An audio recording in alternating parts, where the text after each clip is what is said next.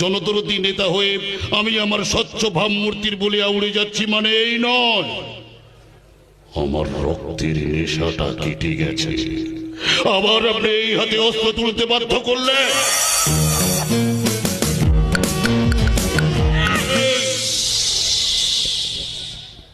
Mister নাগ, আপনার হাতটা একটু সামনে রাখুন। হ্যাঁ, না হলে এই হাতে হাত করা পড়াতে আমার জাস্ট সেকেন্ড সময় লাগবে। পুজোয় বলে জিত হবে, কাক কাক বলে ফর্সা হবে। Madam, Don't angry me.